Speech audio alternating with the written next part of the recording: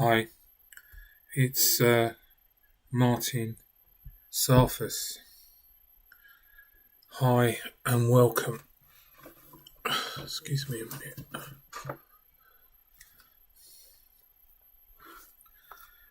We know as ex-Jehovah's Witnesses. I'll start again. Hi, it's Martin. We know as ex-Jehovah's Witnesses that we're told that everything that we say is a lie. It's not true. Can't prove it. And that's apostate lies, and that we are mentally ill. And probably many Jehovah's Witnesses would think that way because they've been brainwashed by the organisation. But that's just me saying that as somebody who came out the Jehovah's Witnesses in 2002. And you could say, well, you're angry, you're bitter. That's the excuse that elders use to stop any communication to anybody who tries to tell the truth about the Watchtower. The organisation wants to make out that they're loving, caring, loyal to Jehovah, and do everything in righteousness. Is that true, or is that true or not true? So you Jehovah's Witnesses listening to this, we're going to examine a subject which is very well known within the Watchtower and within the congregations. The Watchtower has a safeguarding policy regarding child abuse that does not safeguard children. But why is it when you Google Jehovah's Witnesses, the main thing that comes up apart from false doctrine, shunning and other issues, suicide, people dying, blood transfusions and people being disfellowshipped? What is the main thing that comes out as a subject? And the Watchtower will say that this is apostate lies. But the main subject that comes out is child abuse. There have been many courts that have prosecuted Jehovah's Witness elders, ministerial servants over child abuse. So it's not something that apostates have made up. It's been reported to the police. The police have investigated it, and we have found out that there are so many paedophiles within this organisation, and this organisation doesn't do anything about it. There are many reasons. One, we obviously know because of the two-witness rule. The two-witness rule being that you need two witnesses to see if someone commits adultery or someone is drunk. So who's telling the truth? Is the apostate telling the truth, or is the Watchtower telling the truth? So its main trait is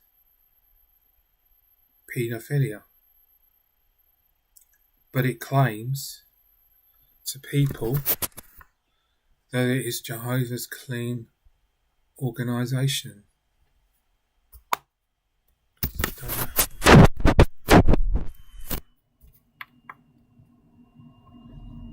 It claims that it is Jehovah's clean organisation. We will see in the videos that we watch about the experiences of people who were abused, whether they were telling the truth, and whether the apostate is telling the truth. The information is there, laid out before you. It is up to you to decide whether the information is true or false. I'll see you after the film. The Commission heard that, as you said, 1950, 1,006 alleged abusers have been identified to the Jehovah's Witnesses. Now, that was 1,006 people, not 1,006 cases, so we don't know how many cases were, but none of these were reported to authorities. Instead, what the church would do is they would investigate the claims themselves. This often involved bringing the abuser and their victims together to discuss their claims of abuse. A victim, identified only as BCB, was groomed and sexually abused by Bill Neal, a respected elder, from the age of 15. When the abuse finally emerged, she was summoned to a meeting of elder men that included her abuser. Bill Neal, who's now dead, admitted the abuse. I found the experience of reporting my abuse to a room full of men, including the man who had abused me, very distressing. She was also asked not to discuss the abuse with anyone else out of respect for her abuser and his family. Thinking back, I now see that I was being asked to respect the man who had done those things to me, but nobody was offering me any respect or proper support.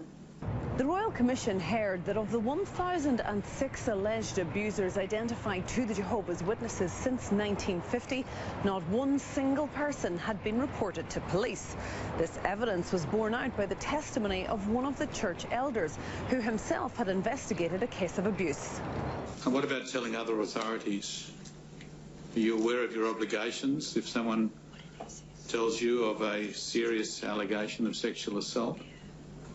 Well, we don't report it to the police. I think we encourage them to do that, but we give them the assistance to do that if they need that.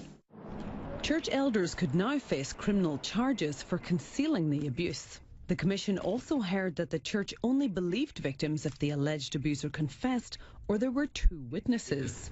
The requirement that there be 2 or more witnesses has prevented at least 125 allegations of child sexual abuse from proceeding to a judicial committee. The hearing into the Jehovah's Witnesses is expected to continue for 2 weeks. The Commission heard from another elder today who also investigated BCB's case. It was told that when he was informed the woman was considering bringing her story to the Royal Commission, he asked what that would accomplish other than dragging Jehovah's name through the mud. Now, he has admitted that this wasn't perhaps the most sympathetic approach to take. And also today, the Commission has been dealing with the actual response by church elders when young women allege that they were sexually abused by members of the church. Well, church elder today, Joe Bellows, said that the church recommends a biblical response to the trauma caused by sexual abuse. The Commission heard from 2 abuse survivors who felt so unsupported by the church that they had both attempted suicide. Now, they say that they've never been offered any compensation, they were never offered any counselling, and the church themselves has said that perhaps this is something that they need to consider. But they certainly aren't jumping to commit to anything at the moment. Into child sexual abuse. Of those 14 that we previously arrested, all of them are pending trial, and their cases are at different points in the criminal justice system, but for one individual who took his own life when our agents were attempting to apprehend him. As I have said before, the details of these cases that I will be talking about are incredibly disturbing. The 5 defendants that we have charged today were all adults in positions of trust with these victims. And they violated that trust and they abused these children. Children are some of our most vulnerable members of society, and they should be nurtured and protected. But instead of protecting these children, the defendants violated and abused them. I can assure you that my office remains steadfast in the commitment to investigate, prosecute, and hold accountable individuals that prey on children. And while these 5 cases have their own set of facts and circumstances and different victims, there are common factors. All 5 men had the trust of the victims and their families. And all 5 men were members of the Jehovah's Witness congregation, and many of them gained access to their victims through this organization. These cases were presented to an investigative grand jury, and the grand jurors heard the evidence, they heard testimony, they considered and weighed it, and they made a recommendation to charge all 5 defendants. I'm going to go through the details now of each individual case. First, David Belosa, 62, of Philadelphia. It is alleged that this defendant sexually assaulted a young girl whom he had met through the Jehovah's Witnesses community when she was 4 years old and he was 35. He became close to the victim's family and his congregation after moving to the United States. The victim's family welcomed him. They even let him stay in their home. And that is how he got to know the victim. The victim became friendly with him. And one evening, she went down to the basement to visit with him. And when she did that, he took that opportunity to pull her onto his lap and sexually abuse her. Before she went up from the basement, he told her not to tell anyone. He's been charged with aggravated indecent assault, and corruption of minors. The second case, Earl William Hall, 50 years old, of Alden, Delaware County. Hall, who was 41 years old at the time, was an elder in the Jehovah's Witness congregation. Through his position of authority and trust, he became close with his victim, a 16-year-old girl. Hall would often give this young victim a ride to and from school. On numerous occasions, he inappropriately touched her without her consent. Hall has been charged with indecent assault and corruption of minors. The third case is Sean Sheffer, 45, of Butler County. In that case, the grand jurors heard testimony describing Sheffer's sexual assault of a young girl who was just 7 years old when the abuse started. He was 18 at the time. Sheffer had a familiar relationship with this victim and often was alone with her in her home without her parents' supervision. It was during these times that he repeatedly raped and assaulted this young girl. The victim testified that the defendant raped her 50 to 75 times till she was 12 years old. He has been charged with rape, involuntary deviant sexual intercourse, aggravated indecent assault, and corruptions of minors. The next case is Terry Booth, 57 years old, of Panama City, Florida. Through a Jehovah's Witness congregation in Allegheny County, Booth became a mentor to a 16-year-old boy who ultimately turned out to be his victim. Through this mentorship, he spent extended periods of time alone with the boy, during which time he groomed his victim.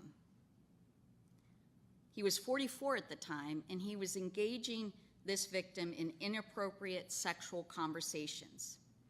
And on at least one occasion, that conduct escalated into inappropriate touching without the victim's consent. Booth is charged with indecent assault and corruption of minors. Finally, Luis Ala Velezda, 55, of Reading.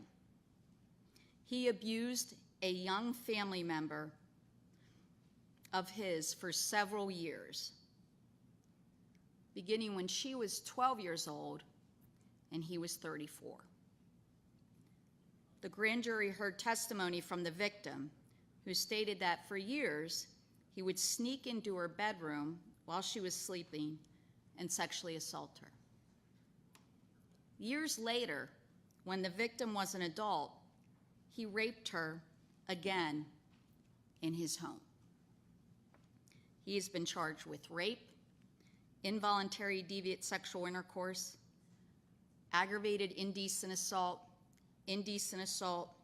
endangering the welfare of children, and corruption of minors. I have to say that I am thankful to the courageous survivors involved in these cases who were willing to share the horrific abuse that they went through. I'm inspired by their strength. Many of these incidents and offenses happened a long time ago, even decades ago. But as a longtime child abuse prosecutor, I can tell you that the trauma endures for these victims. And for these survivors to have the courage and the willingness to pursue justice against their abusers is truly brave and remarkable. Recounting these events surely was not easy, and the process will not be easy. The Office of Attorney General and the victim support will be there. I also want to thank the grand jurors. We appreciate the service of the independent citizens who make up the grand jury. They participate in the process, and in this case, they reviewed all the evidence, they heard painful testimony, and they reached their own determination about the evidence and returned these charges. And of course, I would like to thank the Office of Attorney General and the incredibly talented team that worked on this case.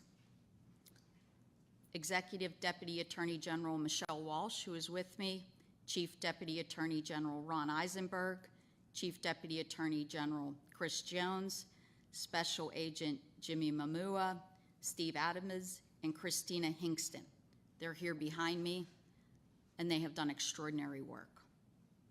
I would also like to give a special thanks to our partners in law enforcement, the Bay County Sheriff's Office, and the U.S. Marshals who assisted us in the apprehension of the individuals. I will say that this office will never stop working to bring justice to those who have been victimized, and we will continue to investigate and prosecute anyone who harms the most vulnerable members of our community. Finally, I would like to thank the members of the media that are here today and have been here for covering these allegations and shedding more light on the horrors of child sexual abuse in this community. After the previous press coverage from the announcements that I had talked about earlier, victims came forward and shared their stories.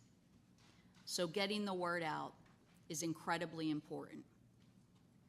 And so in closing, I am asking anyone with information regarding allegations of sexual assault related to this case, please contact our office.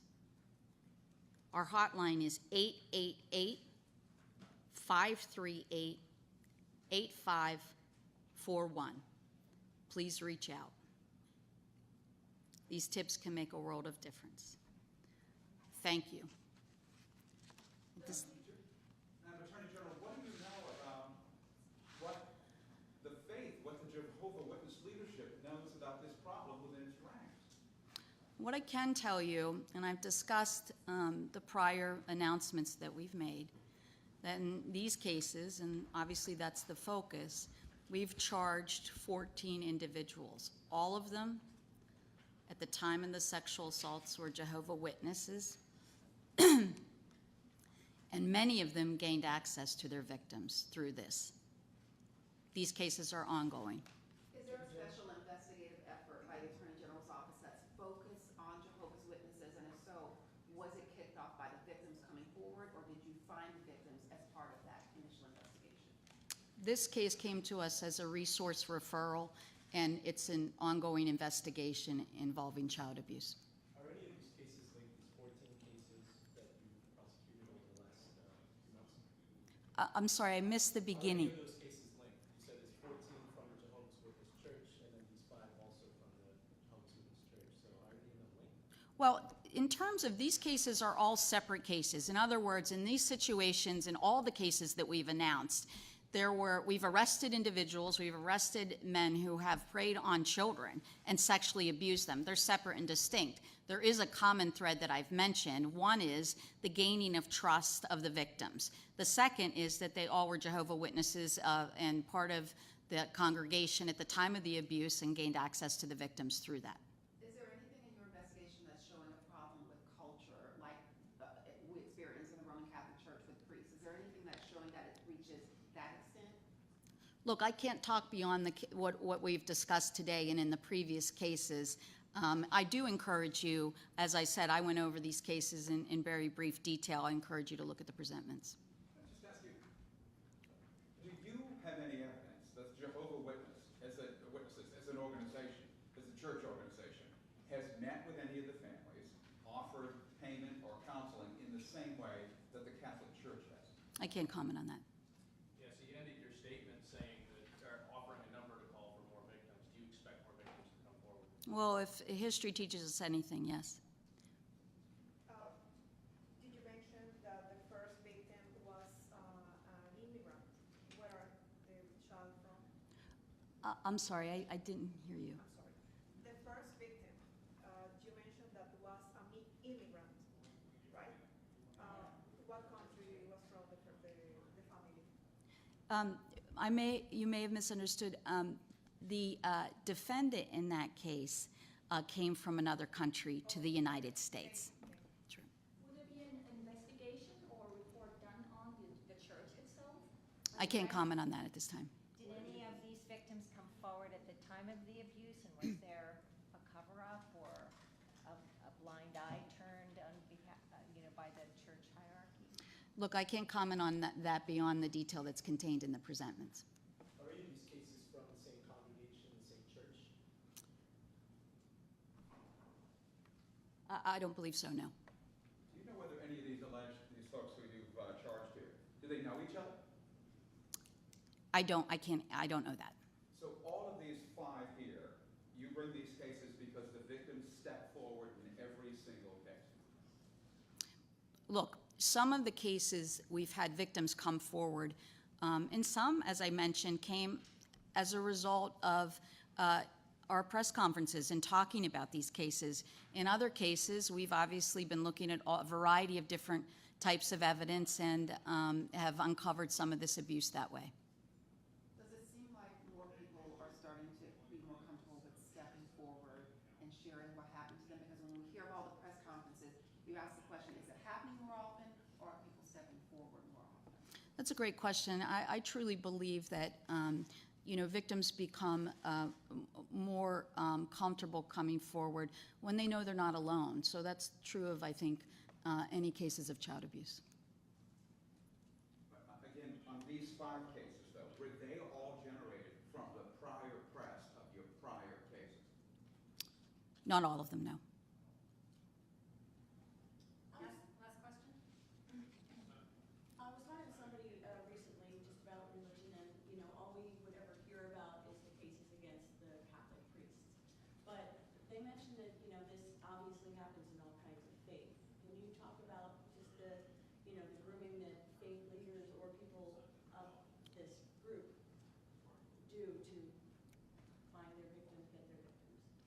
Look, I can just say generally, as a longtime child abuse prosecutor, unfortunately, this exists everywhere.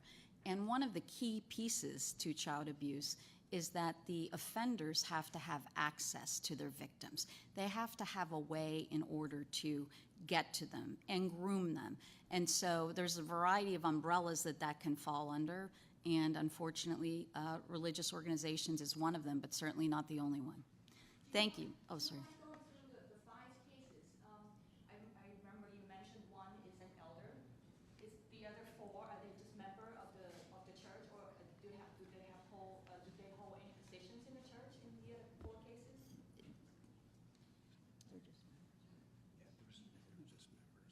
The other 4 were just members. And again, I would encourage you to read the presentments. There's a little bit more detail than I've had time to talk. But thank you all for coming, and I appreciate it. Thanks so much. Madam Attorney, you've arrested all these folks? You're holding every one of them? Are you looking for any of them? So as it stands right now, 4 of them have been arrested, and bail has been set on those 4 cases. And on the 5th case, we're attempting to arrest him. That's Belosa. Is he still in the country? I can't comment any further on that. Thanks so much. Appreciate it.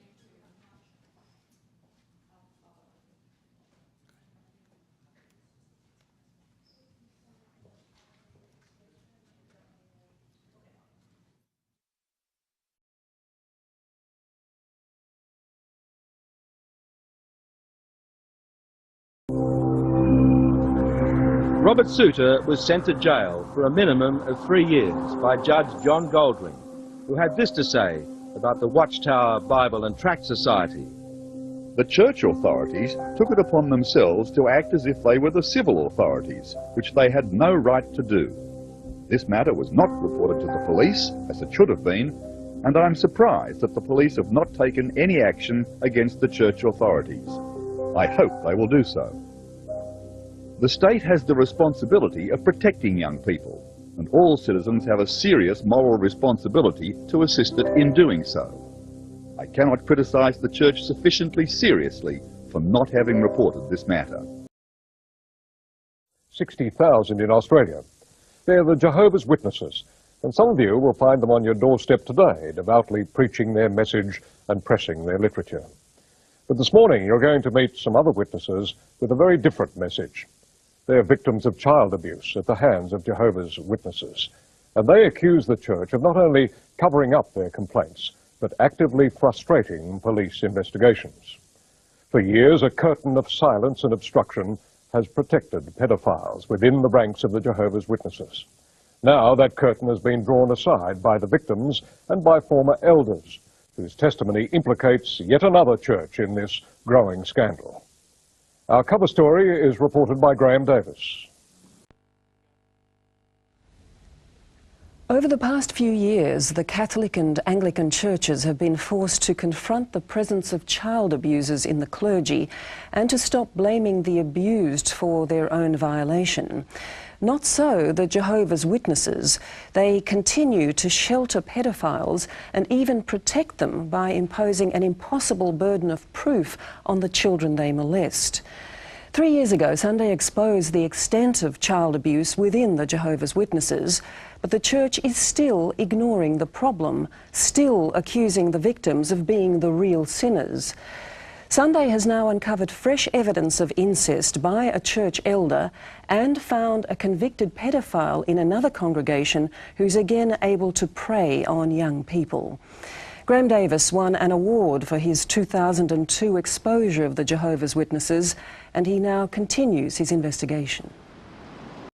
Welcome back to 10 News. The Child Abuse Royal Commission has exposed what might be the worst cultural sexual abuse and cover-up within a church that we've ever seen. That church is the Jehovah's Witnesses.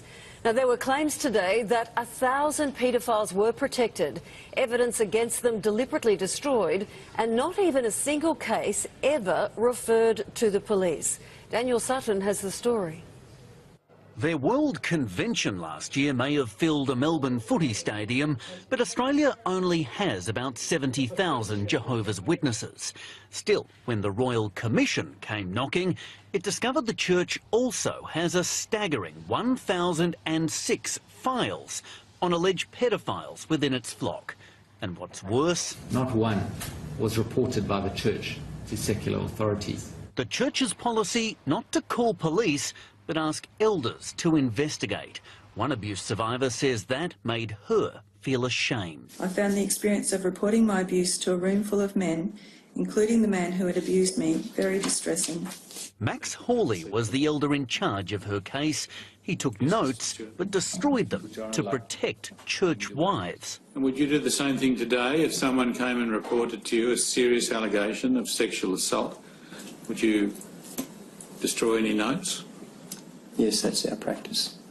To take action, the church demanded either a confession or the testimony of 2 witnesses, a policy that meant 125 complaints never proceeded. For engaging in child sexual abuse, members can be disfellowshipped from the church. But the inquiry heard today of the 400 or so alleged pedophiles kicked out of the Jehovah's Witnesses, more than half were subsequently allowed back in. The Royal Commission says church elders may have concealed serious offences and could now face charges themselves. Daniel Sutton, 10 Eyewitness News. Now, the Royal Commission into Institutional Responses to Child Sexual Abuse has turned its attention today to the current policies and procedures of Jehovah's Witnesses. Nicole Shuttle has been at the inquiry. She joins us live now. Nicole, take us through what the inquiry has heard so far today. Well, the Royal Commission is looking at how the Jehovah's Witnesses Church responded to its recommendations after a hearing which looked at the experiences of some survivors of sexual abuse back in 2015. And we heard that there are in fact 67,000 members of the church across more than 800 congregations in Australia. Now, its governing body is based in the United States, and because of that, the Commission has no powers to compel any of the big guns, so to speak, to come and give evidence. It did request that authorities from the US appear at these hearings either in person or via video link, but they declined. However, there were 2 senior church officials questioned today, and they're based in Australia, and they were asked about a number of issues, including changes to church laws, which now mean that victims are not required to confront their abuser, and also the church's refusal to abolish what's known as the 2-witness rule, which means that if a perpetrator doesn't confess to child abuse, then 2 eyewitnesses are required. And Terence O'Brien from the Jehovah's Witnesses faced some quite intense questioning about this issue, including from the chair of the Royal Commission himself, Justice Peter McClellan, who said that really this puts survivors of child abuse in a terrible position if the organisation itself won't accept that abuse has occurred in the absence of a confession and 2 witnesses. And Mr O'Brien said that it's not a case of the church disbelieving survivors, but went on to say under questioning that scripturally the church cannot accept allegations if the survivor doesn't go to civil authorities, if there is no confession, and in fact if there are not 2 eyewitnesses. So that was really the focus of the evidence about the Jehovah's Witnesses for the morning session. What else has happened since the last hearing involving the Jehovah's Witness?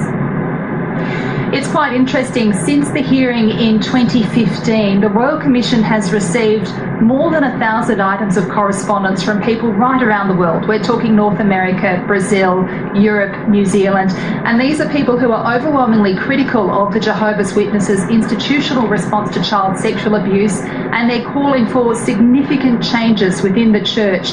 We heard that since the last hearing, 17 fresh allegations of child sexual abuse have emerged, and of those, 15 were reported to police. The other 2 were not reported because the adult survivors declined to go to the authorities. Nicole Shuttle in Sydney, thank you.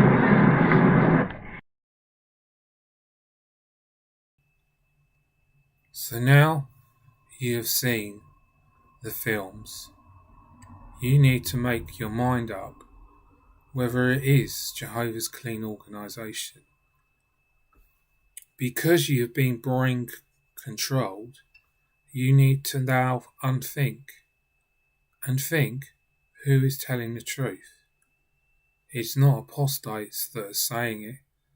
It is the courts of the land, that they use evidence to prove, just as like when you try and fight for child custody, or you cannot have a blood transfusion and you take it to court. It's the same thing but in a different way. So it is up to each individual Jehovah's Witness to make a decision whether this is the truth or not. And if it is the truth, then you should leave this organisation and be free. If you have children, then you need to take them out. But again, that is up to you. It all comes down to choice. Who's telling the truth, the Watchtower or the governments? Even though the Watchtower's been taught that all governments are evil, but we've seen that the Watchtower uses the governments when it wants to use the governments. It wants to get money from the government that religions get from the government. When it doesn't, it fights the governments to get that money. Over COVID, it was giving out free food that was from the governments and claiming that they had paid for it. They are part of the United Nations because they use it for persecution of Jehovah's Witnesses. That is part of the government. They use people in the Watchtower to go and use in the United States freelance Jehovah's Witnesses on their beliefs and their whatever they are dealing with, subjects that they want dealt with. They will go to Parliament and they will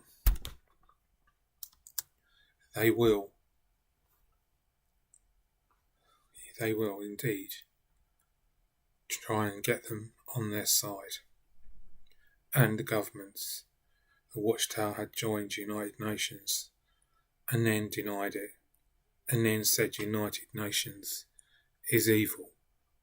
But that is another subject. This is Jehovah's disgusting organisation, that it will not deal with the paedophile subject. I don't know what I'm going to call this. Anyway, it's Martin saying take care, bye.